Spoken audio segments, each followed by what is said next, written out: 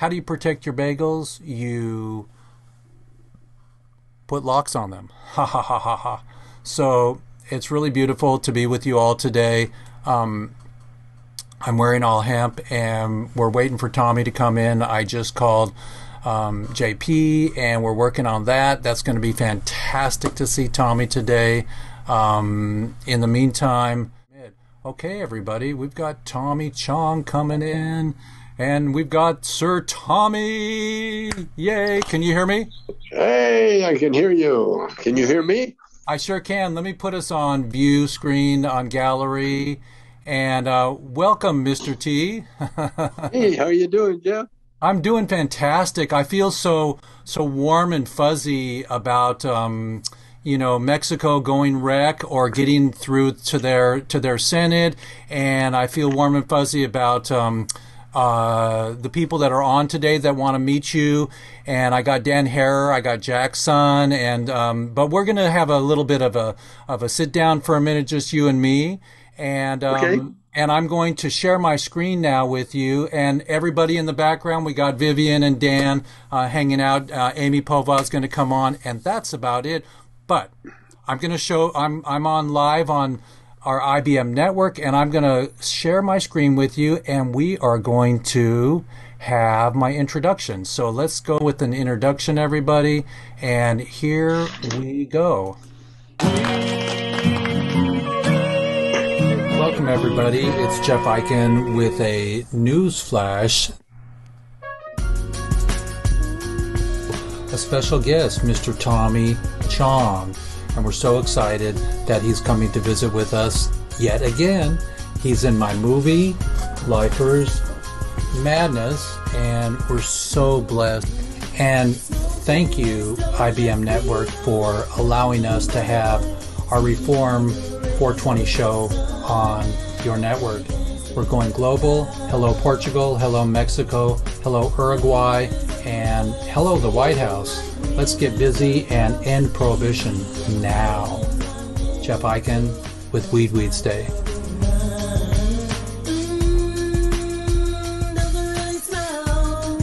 And thank you, Tommy, for all you've done all these years. Happy 420! Jeff, Sweet Wednesday Rock, love you! That's them in Florida, everybody. Yeah. Each one of those people were in jail for pot. See you on your program. No violence. Love you, Jeff. Bye-bye. Amazing. So happy they're home.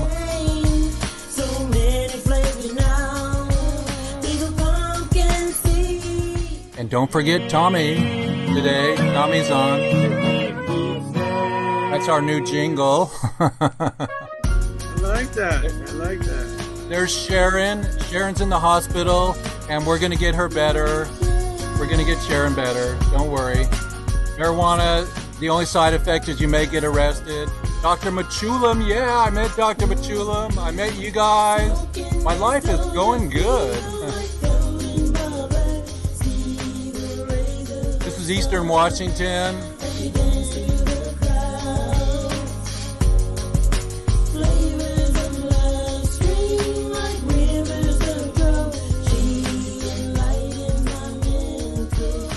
Tommy Chong, everybody, today. It's really a blessing to have IBM Network allow us to go global and bring Sir Tommy on. Tommy's been at it for a long time, sharing his knowledge and his laughter and his joy and his music, So we're just blessed to be part of this movement, everybody, that we can bring the awareness to something that never should have been illegal. Superhero Tommy's on today, everybody. Yay!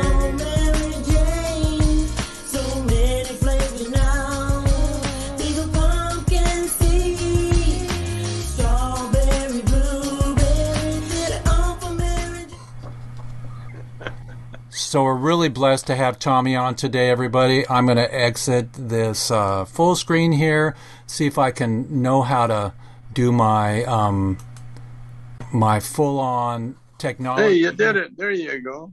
Technology. So I've got one thing to read here for a second here. It says my opening speech, and people say, Jeff, how come you sound so smooth on the radio? I was a DJ for years in LA and here, and because I read it.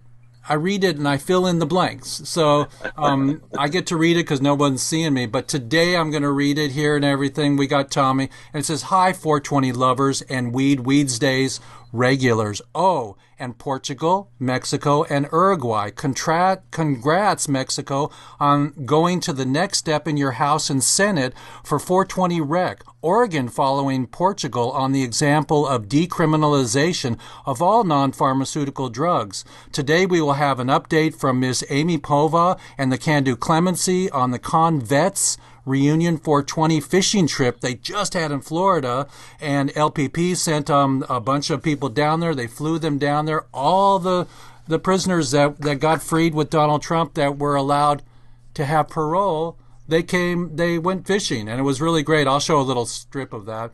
And a hello to Dan Harrer, son of Jack Harrer, just like Terror, and sounds like. And now I would like to introduce to our IBM TV Global Network. Dave's not here. The indubitable Tommy Chong, our elder state master and chef in the restaurant of our 420 Public Arena Awareness. Welcome, Tommy. Since last we had a backyard poolside chat, it's almost been a year and a half ago since the pandemic, COVID, sheesh.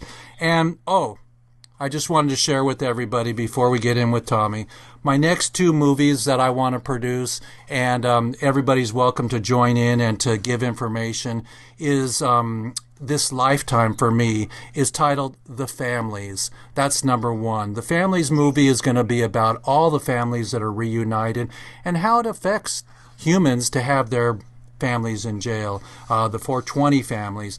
And the next movie, number two, is What's Wrong with This Picture? That's the title. And it's a story of the war on drugs or the war on people and the Jim Crowness of 420 POWs and all of the free prisoners reuniting. So we want to bring all the prisoners on this second movie about what's wrong with this picture, and then we want to say, question one for Tommy, how's it going? It's going great, man. It's I'm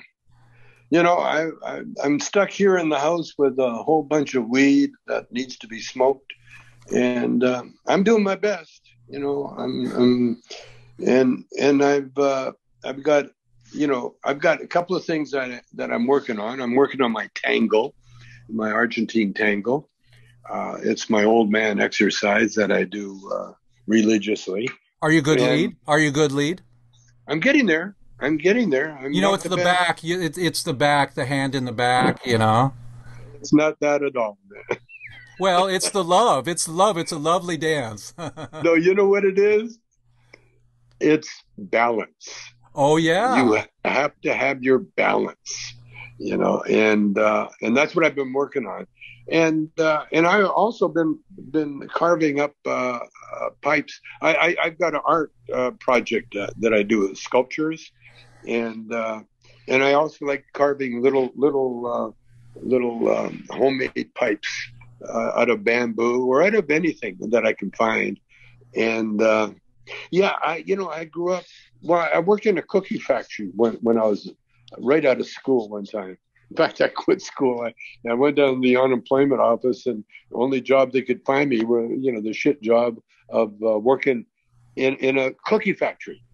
And so I learned the conveyor belt skills.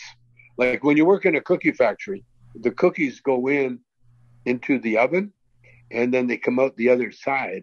And that's a belt that you can't stop. And it's like life. And so when the cookies come out the other side all baked, they have to be taken off the red hot pans and put it on a conveyor belt that goes down. And so you have to have the skills of picking up the pan and turning and sticking them in there and then turning back and catching the next one. And if you don't, they fall on the floor. And so I've got my conveyor belt skills. that I used. Was that like Lucy and Ethel? Remember Lucy and Ethel? Exactly. It was just like that. Except just imagine the thing coming out red hot.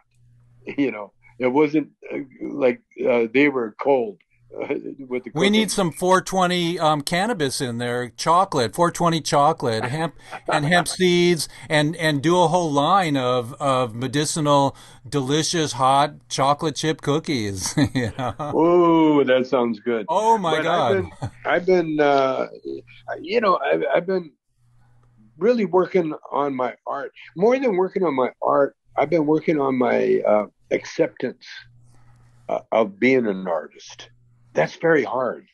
We talked about that by the pool. You said, Jeff, show me Photoshop and let because you saw my book and yeah. So maybe one day I'll come down for a weekend and we'll I'll get you up to speed, and it's just so beautiful. I even finished your book. I finished your book on your house. Oh, you did? Oh. Yeah, so I'll order a copy from Blurb. It's not for sale. It's all private and everything. And then we'll do another show. And if you like it and you want to let it go public, we'll share it with the world and we'll walk through your house together. It came out really fun and fine. I walked through your house for a couple hours with Paris, and then I split, left my tripod, and the rest is history. Is your tripod still here? No, I got it. Oh, you got it. I got it fine. And Michael Thompson, who you talked to, say hello to Michael Thompson. He's free now. Oh, yeah. Oh, Mike, he's out. How do you like it, man?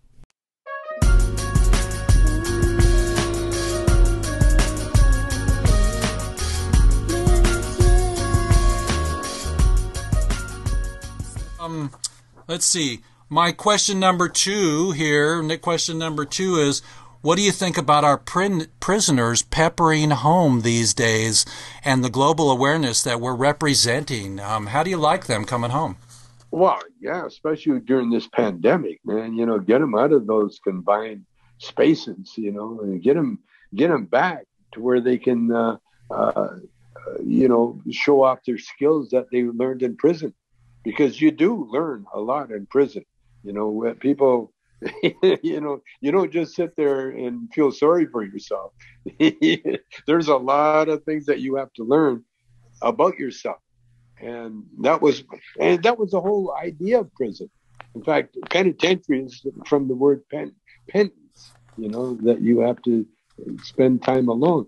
Yeah, you told me in the movie when we first interviewed you years ago, you told me that being in prison was spiritual. You found the spirit. Oh yeah. Oh, for sure. That was that it's still with me. There's an old saying, that when you go to prison, you learn, you see God, you have a relationship with God, but when you leave, you kind of take the Bible and leave it in the prison, and you walk out into the so-called real world. I took God in there with me, and in fact, that's the only reason that I got out and that I'm out now is because of my. It's not so much a belief; it's an acceptance.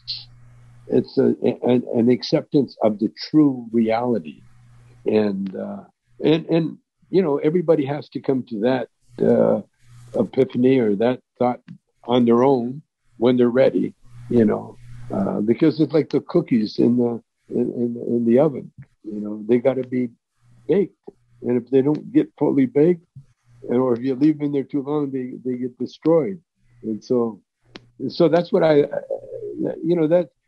took the dance of life. Yeah, well, I took my spirituality in there, and of course, whenever you do that, it's a light, by the way, and that's what the holy books say. It's a light. That's when you're filled with the Spirit, you become a light of the world, and what it is, it's knowledge, and it's intellect, it's intelligence. And it also shows you the power that we have. See, all of us are very unique beings. very special. And because if we weren't special, we wouldn't be here. And that's the way it works. And when you're here to learn. It's a physical world. And prison was just part of it. Prison was actually, to me, a resting place. So life is a movie, and that was a scene in your movie, Prison. Yeah, exactly. It became, no one really wants to go to prison, unless there's circumstances. I didn't want to go. I tried my best to stay out, and I'm kind of embarrassed. I'm so glad that my lawyer at the time, I wrote a whole confession just before I had to face a judge, and I showed it to my lawyer. My lawyer said, no, don't go there. Because I tried to accommodate what they wanted me to say and do, be anti-drug and everything else. And so I kind of went that route. In fact, they had me do a anti-drug commercial, but it came out funny. It came out like a Cheech and Chong bit. And so they couldn't use it because of who I am and what I am. But no, I had the same fear that everybody has. Right up until I had a bad half hour in prison. And that was at night when I crawled in my little bunk for the first time. And there's all these people around, in the dormitory, 200 people. And that's a lot of man sounds at night. And I was talking to Mike Tyson about it. And Mike Tyson cracked me up, man. He said, yeah, those sounds. And he started making these,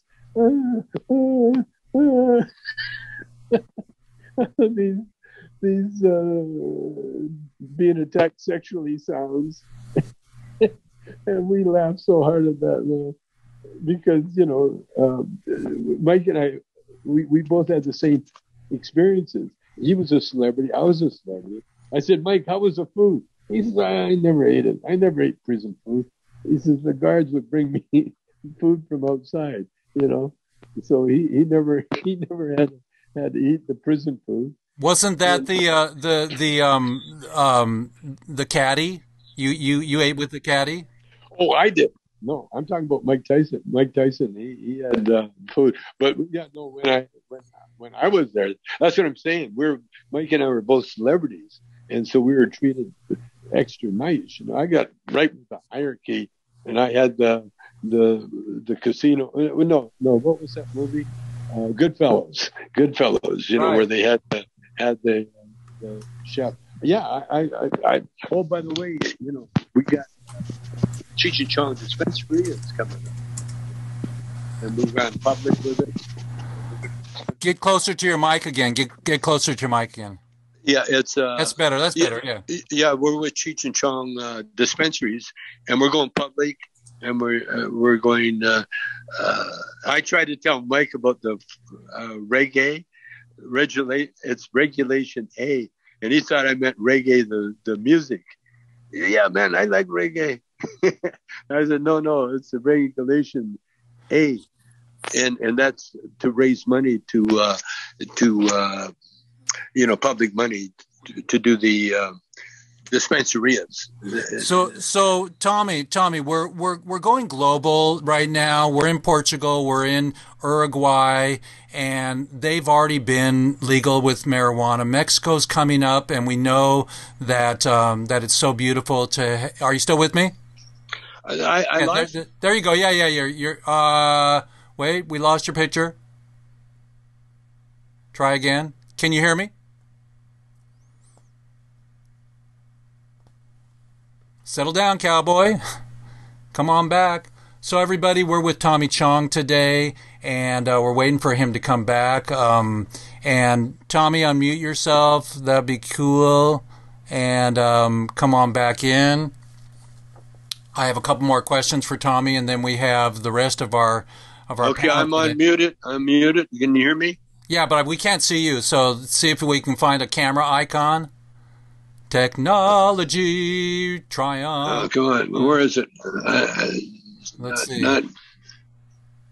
Let's see here. I see. Oh, there we go. There you are. There you are. Perfect. We got There Tommy again. Yay, everybody. I think that deserves a glockenspiel. Do you know what a glockenspiel is?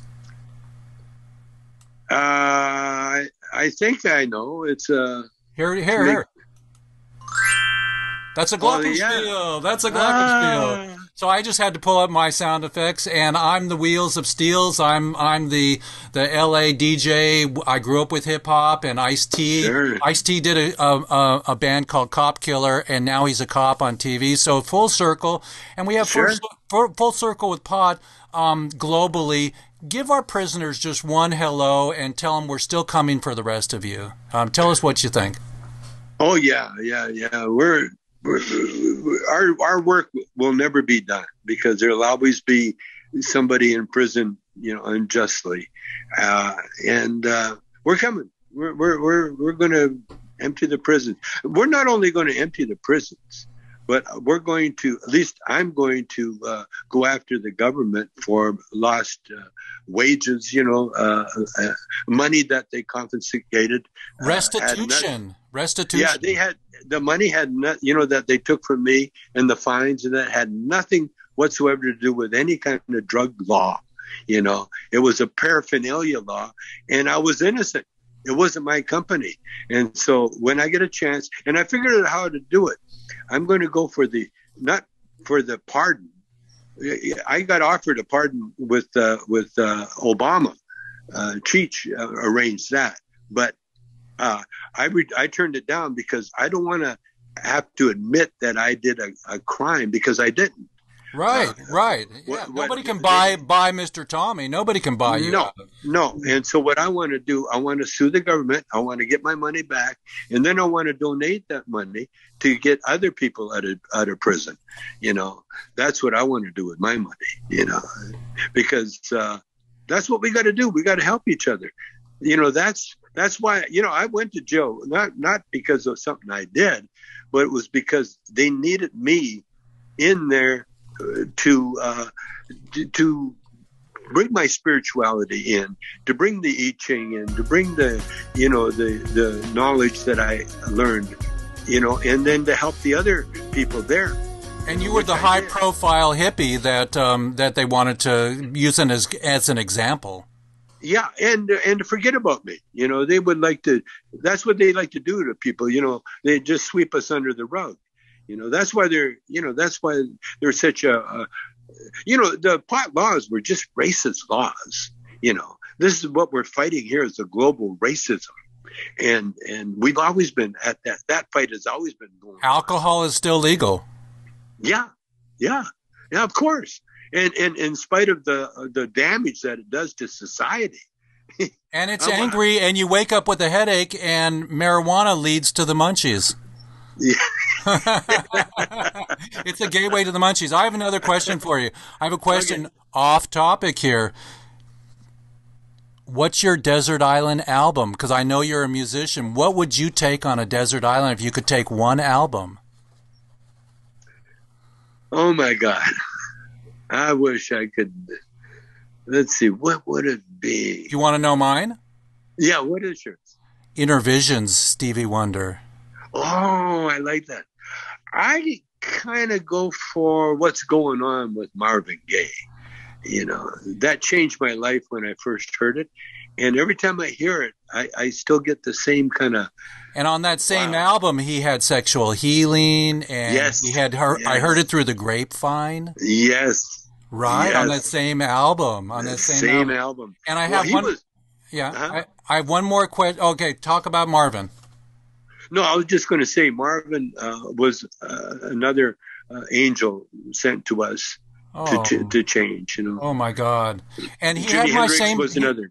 Marvin had my same birthday, April 2nd, and I was in LA driving to my birthday party, and I called my dad and I said, KCRW just told us that Marvin's dad shot him on his birthday. On his birthday? Wow. Marvin's dad killed Marvin Gaye. So we're still on the bus, dude. We're still on the bus. Okay, we're still there. So I got one more question for you before we bring on Dan and Vivian. Do you have a bucket list? Kinda. I have the only bucket list is I've smoked with every Beatle except Paul, and Paul knows that we have a date. We have mutual friends, and they said, yeah, of course, he wants to smoke with me, and I want to smoke with him, and that really is my bucket list. I'd love to smoke with the Pope, whoever he is, and the Dalai Lama. The Dalai Lama, yeah. I once smoked with my dad. That was a trip because my dad was a dad, and then I started with the nightclubs. We started making success, and then we started the other club where Cheech and I met.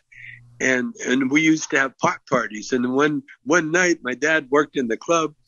I looked at the end of the table. There he was smoking.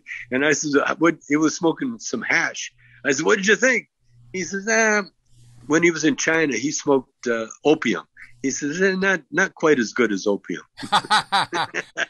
Have you heard about the Canagars, where they have these giant rolling apparatuses, and it's a whole industry? I want to start the Canagar magazine and have a magazine, and you put about a half ounce in one Canagar rolling paper, and they pack, and you can do a mix, and then you pass it around, or now with COVID you don't, but you can have a Canagar.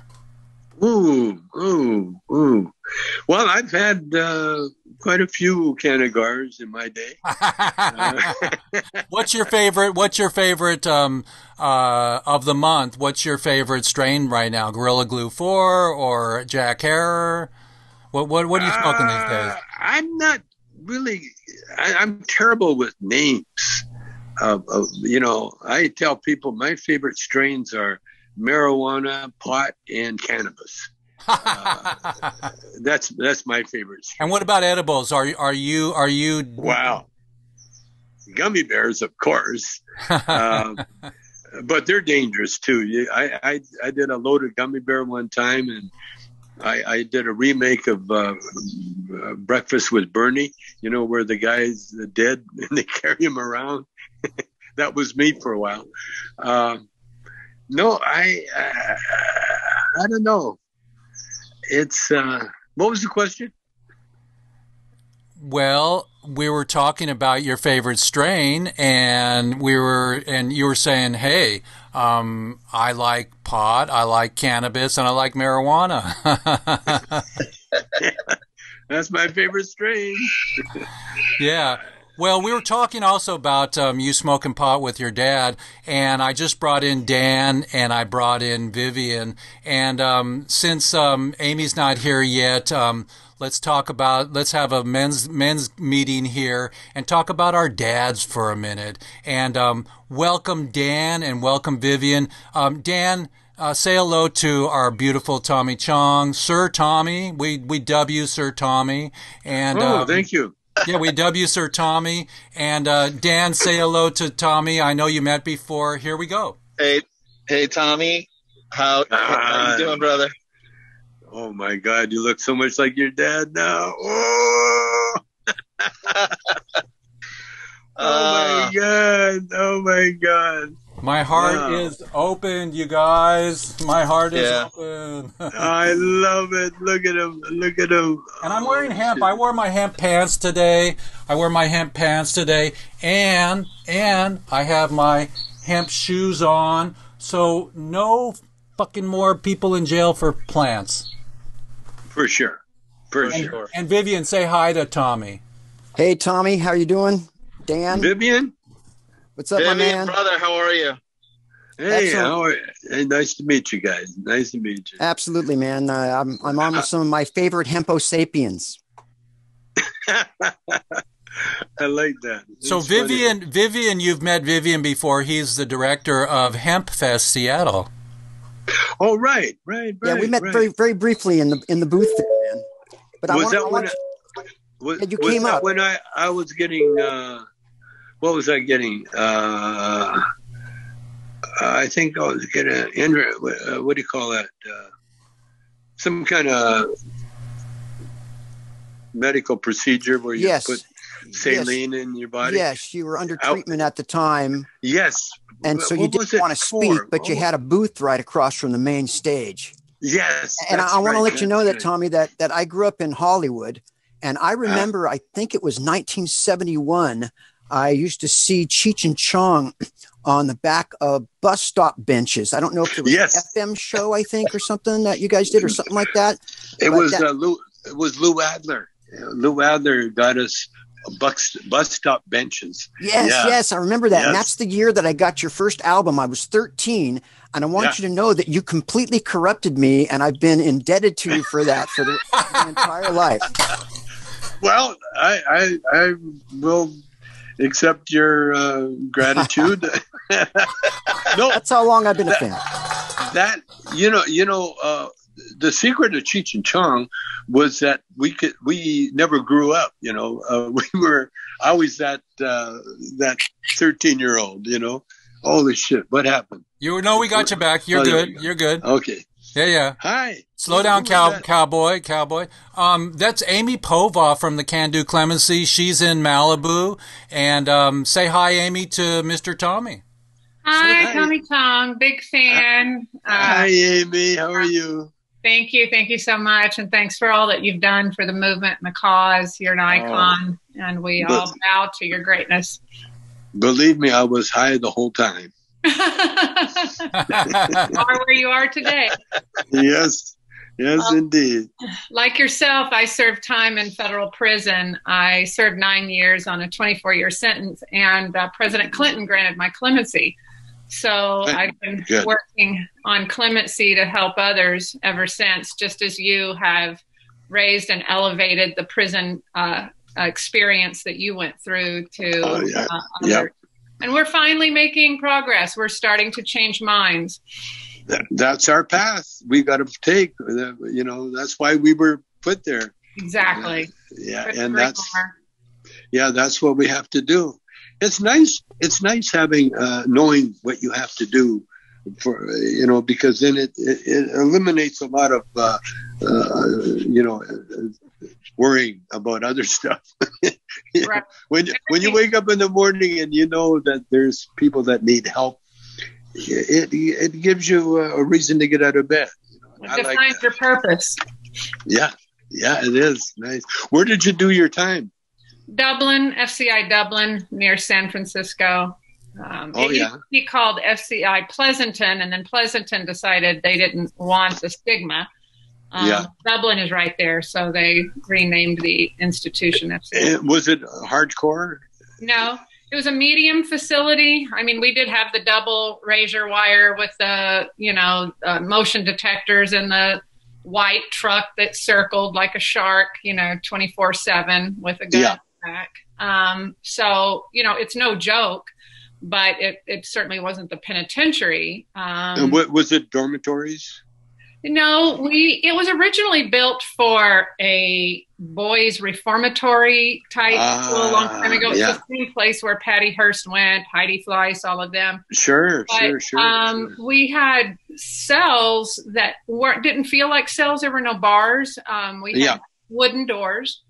And it was originally built for just one person per room. By the time I left, there was 3, and now there's 4 people in a little bitty room, and hardly any room to get between the 2 bunk beds. You have to turn sideways. So of course, that part is hardcore because it becomes very hard to do your time when you're sharing a toilet and a sink in a little bitty room with 3 other women.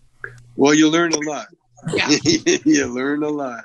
It's tribal. It's tribal life. It is tribal. And that's I was kind of lucky. We weren't that crowded, but anyway, the TAF that I was in apparently closed down. They closed her up. Yeah, and TAF was originally built for women, and so we had stalls, doors on the bathroom stalls, and we had unlimited showers. We could do 45-minute showers. Can you believe that? It was kind of cool. I heard that Biden was considering no new private prisons. Well, it would. I don't know. You know what I'm thinking? It's got to. The prisons should be owned by the right people. You see, I'm looking at when we get the dispensaries going. I'm looking at creating a series of halfway houses. You know, with what do you call it? Schools. In all the halfway houses, made out of hempcrete. Yes. In fact, I'm going to do I'm going to remodel my house in Vancouver, and it's going to be hempcrete. It's going to be all state of the art. Remember, I have that friend that sprays the domes with hempcrete. He's doing the 3D printer. Oh, great. So, we'll hook up and you can be part of the project. Because I also want to build a house and make a movie of it. And that way the house will be paid for by the movie. I'm in. Are you in? Okay. I'm in. You're in. And Dan, tell us a little bit about here. I've got something to show you, everybody. Tell us a little bit about this young man. And how it was to grow up with that young man. Well, life was pretty normal growing up with my dad. If life as being normal is registering voters to vote and petitioning, every 2 or 4 years, depending on what initiative was trying to get on a ballot, and that was it was making paraphernalia and registering voters for 40 years. Yeah, and selling books. Yeah, we go way back. I remember when pot became medically available. Jack called me up. He said, "Let's go get our card." And so we got a letter, and so we shrunk the letter down into little cards. And when I got busted, I showed the cop my card. He laughed at it. I still got it somewhere. In Up in Smoke, you got the cops all stoned, when they came to the window. Yeah, that was a fun movie. But yeah, your dad and I, man, he would phone me up all crazy times. Come on, we got to do this, we got to do that, and we'd do it. And he was great. And his book, man, oh my God, that changed my life. I read that book and. It just opened my my curiosity, because there's so much in there. And then when I started studying stuff myself, I went to Amsterdam and I hung out with the activists over there. And you know what they were doing over there at the time? They had these weather balloons, and they were sending the weather balloons into East Germany, which was communist at the time. And with the seeds hanging on the bottom, and hopefully someone would find them and plant them, and then do the marijuana. Oh, that's amazing! It's all illegal now. It's almost. It's moving that way. It's prohibition 2.0. Because I still look at everything that we're all doing is still sort of mired in the lies and deception of prohibition. So once we start building, real laws or making real laws that are based on truth and fact, and instead of fear and fiction, we're going to be a lot better off. Well, with this inner circle we have today, everybody, we're on IBM Network, everybody, Global TV. We love you, IBM, for allowing us to have the Reform Show on a straight network show globally, and we have an inner circle today of superstars and sons of superstars, and yet a new superstar to carry on the legacy of what Tommy, Jack, and Vivian has had thousands and hundreds of thousands of people join his 420 events.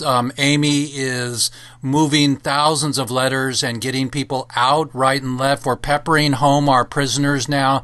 This is Jeff Eichen with Weeds Day, and come to see us every Wednesday, everybody. We're really especially incredibly happy to be here with you all. I'll get myself a little bit bigger here.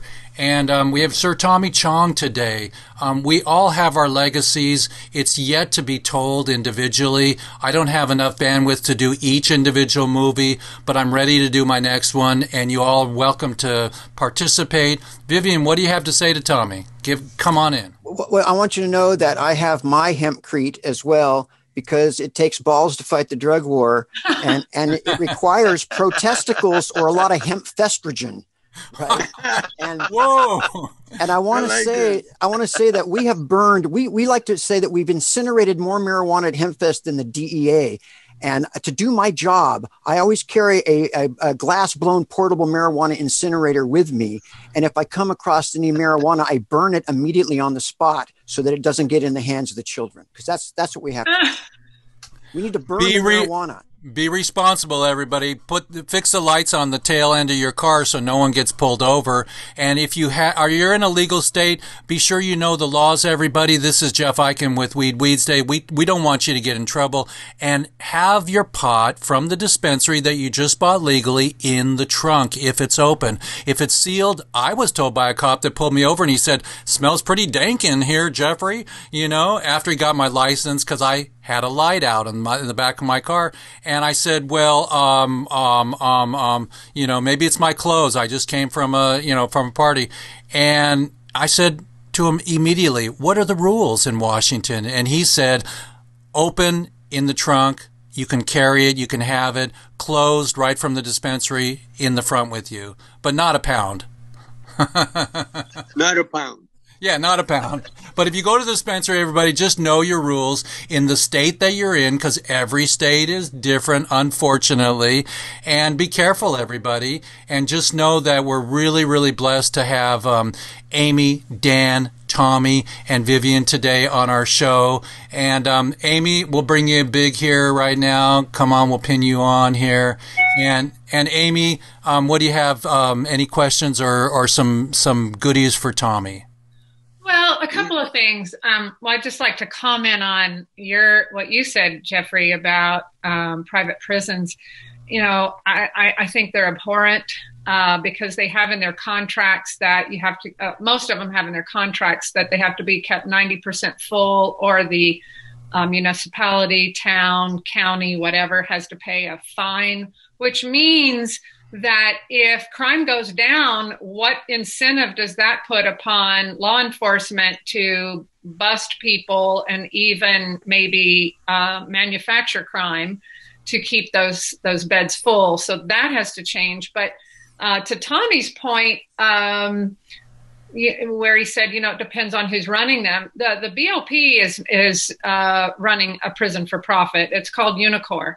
And when I got to prison and sat in orientation and heard that we're going to start you off at 23 cents an hour, and we sure hope that you come to work at our furniture factory, our cut and sew factory, our automated data processing, then that's when I realized, okay, now I see why I'm here.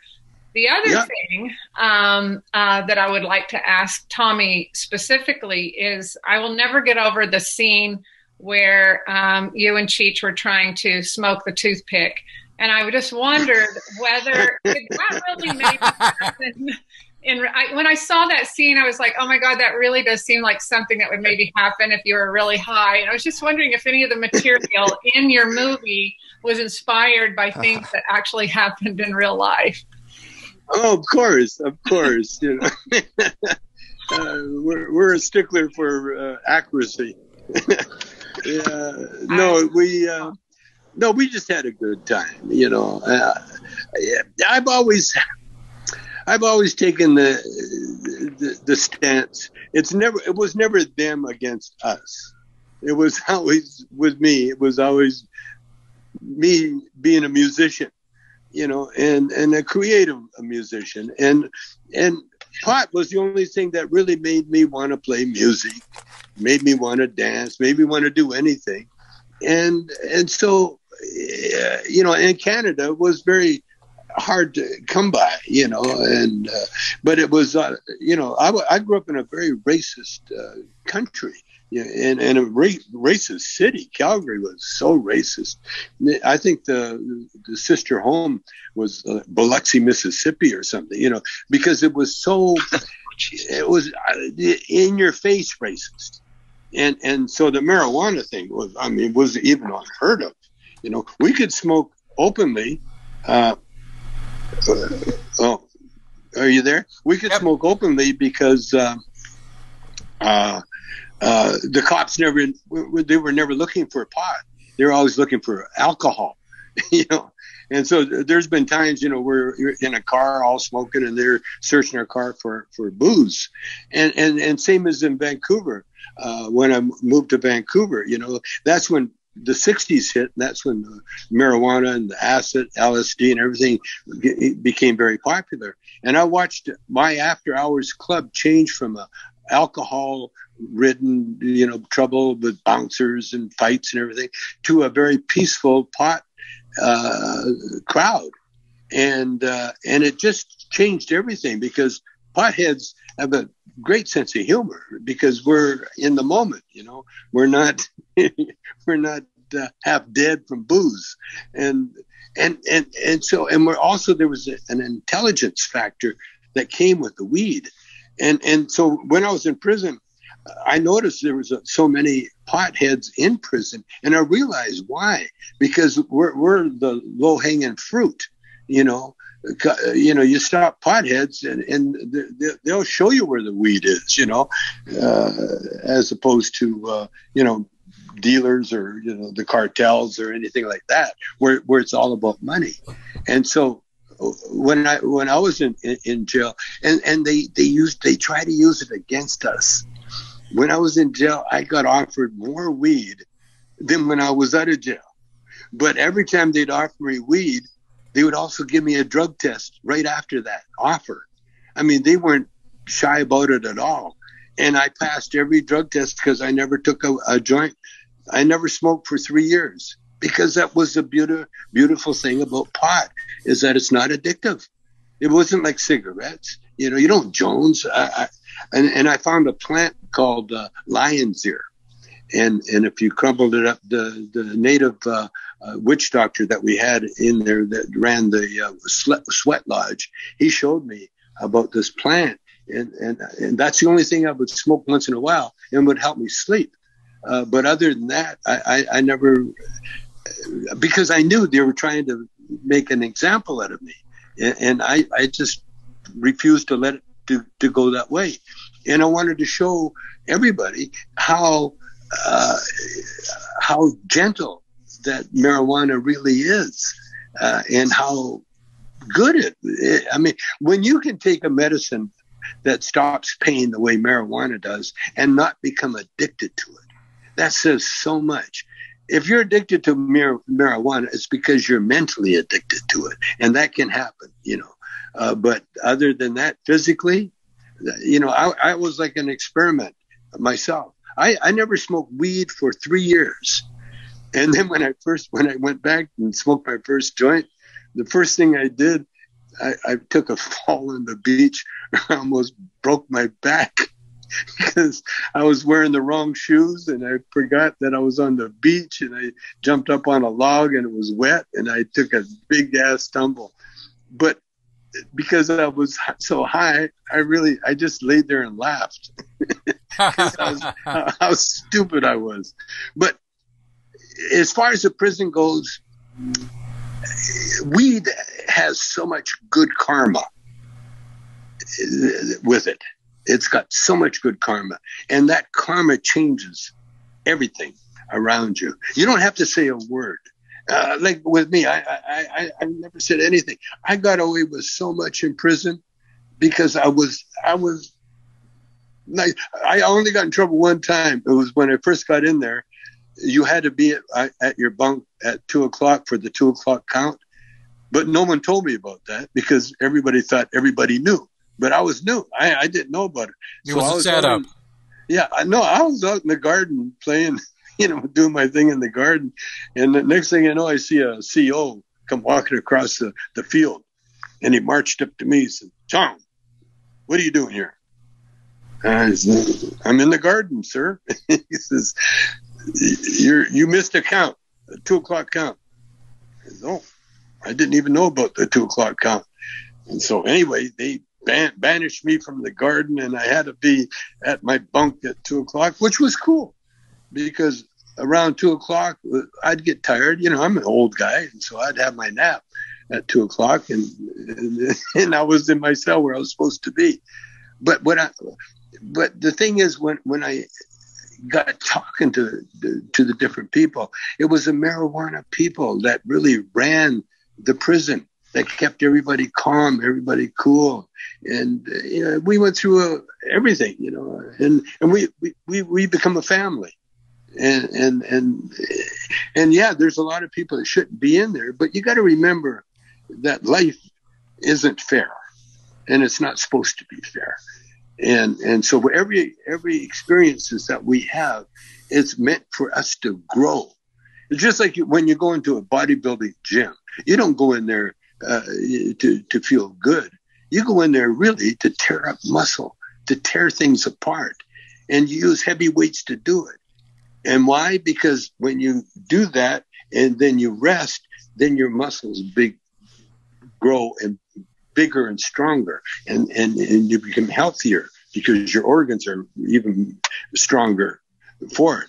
And that's what I looked at prison for too, because everybody I've met that had do prison time, there's a whole demeanor about them they're so in touch with themselves that they don't have to talk, and they're very curious about a lot of things, and they've seen a lot of things, but that's life. That's life with everything. And so I really consider my time in prison as a blessing. It was a blessing to me because it brought me to where I am now. Up until then, I was like a comedian without a partner, and I was like struggling, trying to find, my way. But once I got to prison, man, it calmed everything down. I got to think. I got to spend time alone. I got to know myself. That was the scene in your movie. That was the prison scene in your movie of life. Yes. And yes, there are people that are in there now. Well, look at the black people now that are being shot in broad daylight in front of us, in cameras, and then they go to court and deny it, deny what they did, and you see it. It's this racism that's coming to a head. And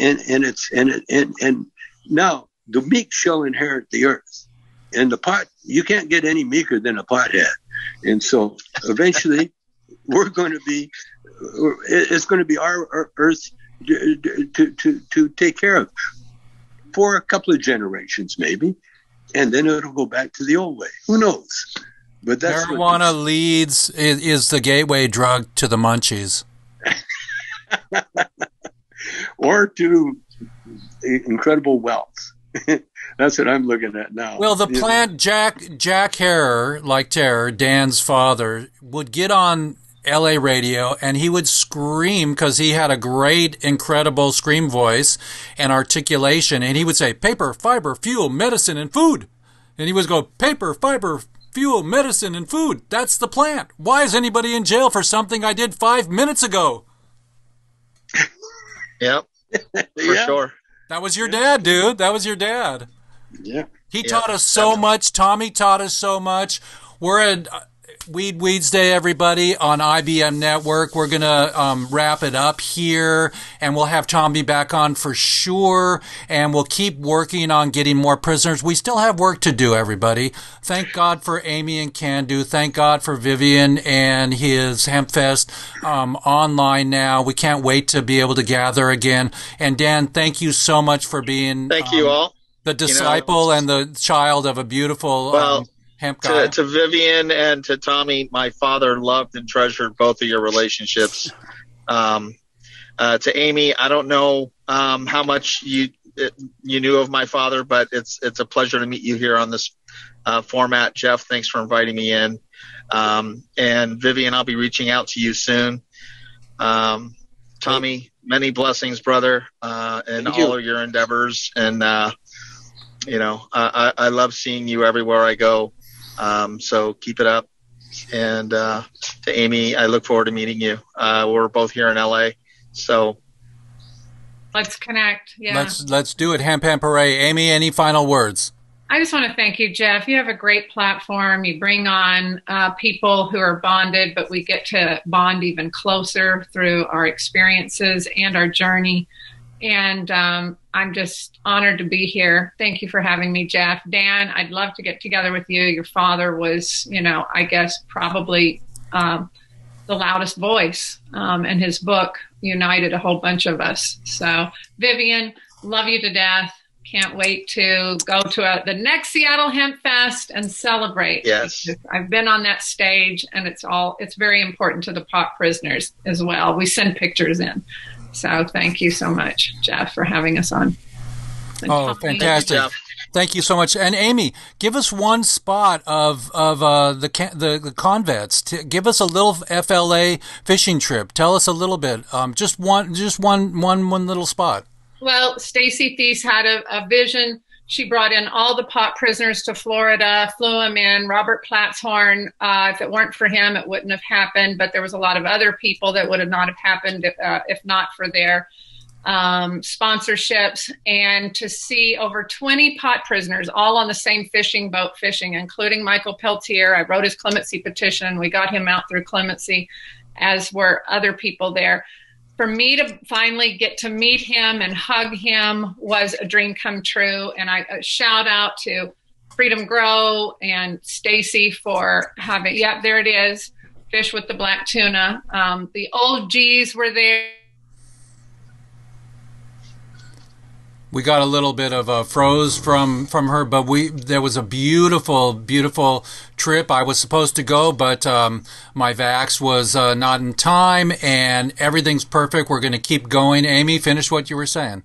Oh, it was one of the most beautiful experiences of my life. Beth Curtis was there. She started Life for Pot. Her brother is finally home, who was serving life. He couldn't be there, but we all came together. We got to break bread together, go out on a boat, fish together, and I will never forget it. And there are more pot lifers in, Pedro Marino, Ishmael Lira. We've got to bring them home as well.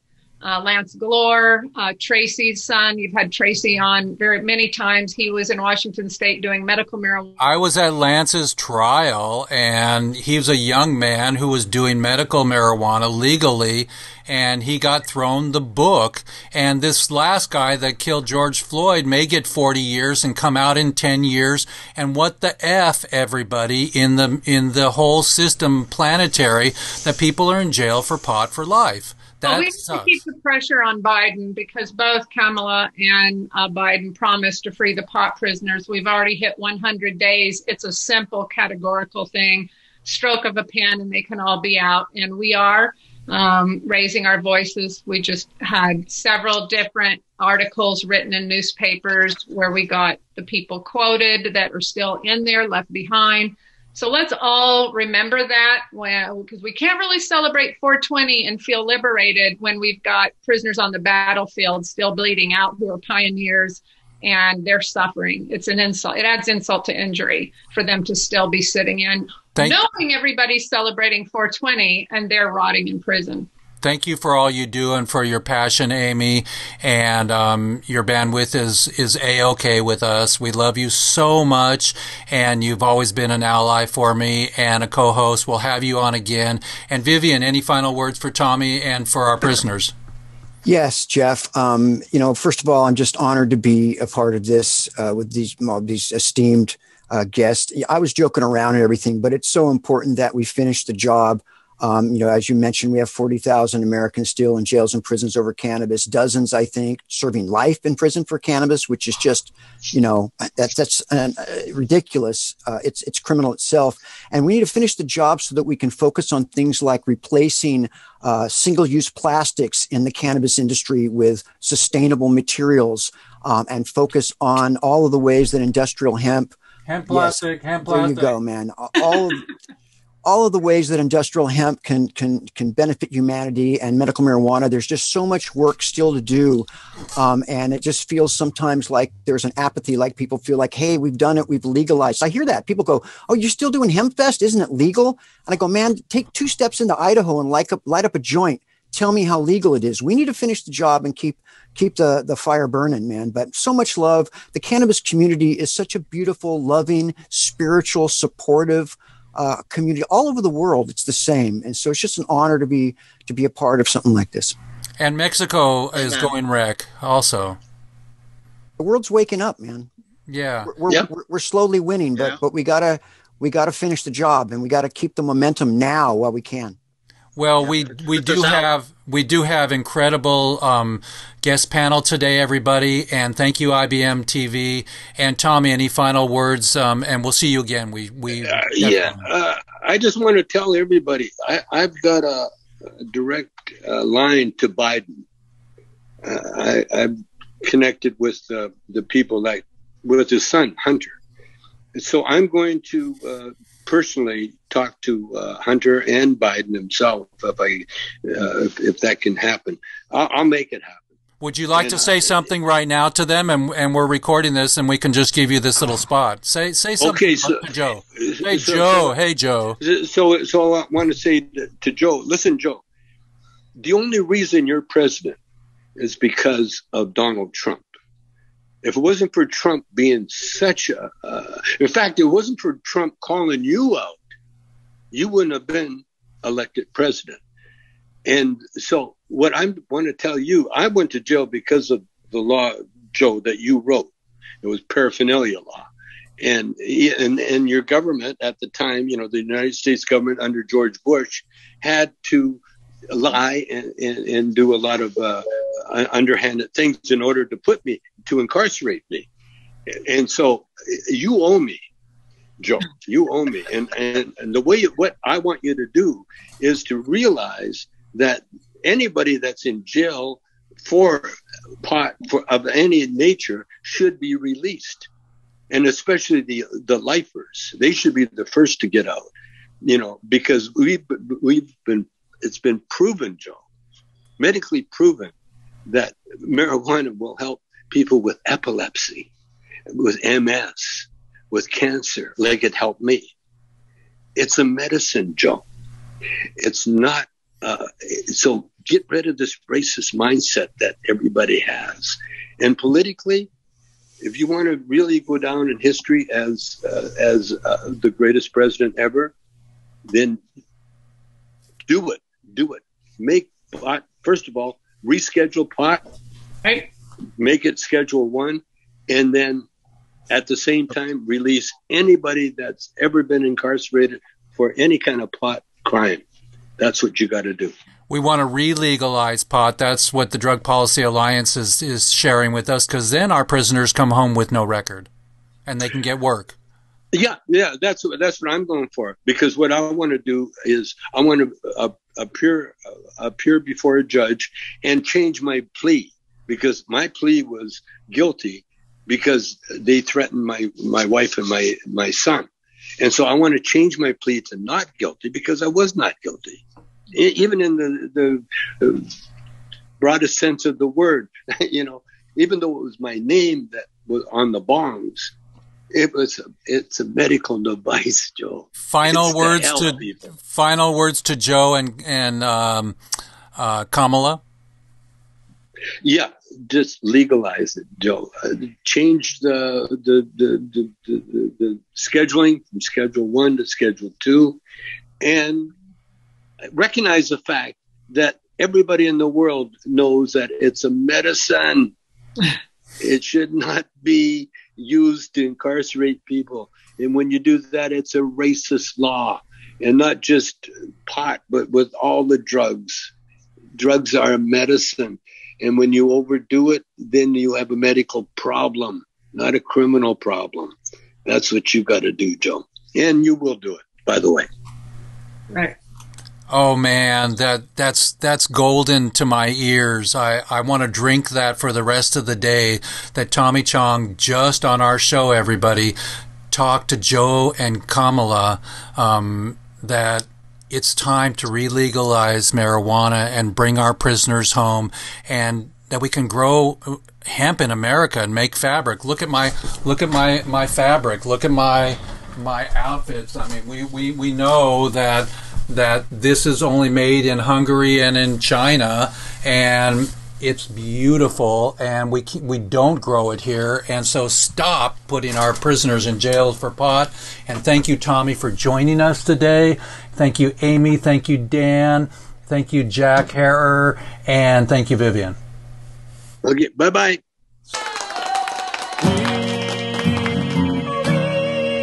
Welcome, everybody. It's Jeff Eichen with a news flash. A special guest, Mr. Tommy Chong. And we're so excited that he's coming to visit with us yet again. He's in my movie, Lifers Madness, and we're so blessed.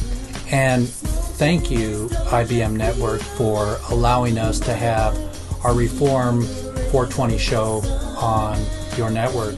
We're going global. Hello, Portugal. Hello, Mexico. Hello, Uruguay. And hello, the White House. Let's get busy and end prohibition now. Jeff Eichen with WEEDSDAYS.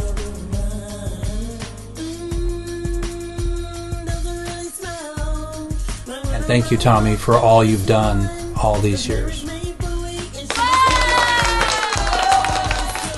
Happy 420! Yeah. Sweet Wednesday rocks. Love you. Yeah. See you on your program. Love you, Jeff. Bye bye. Thank you, Jeff.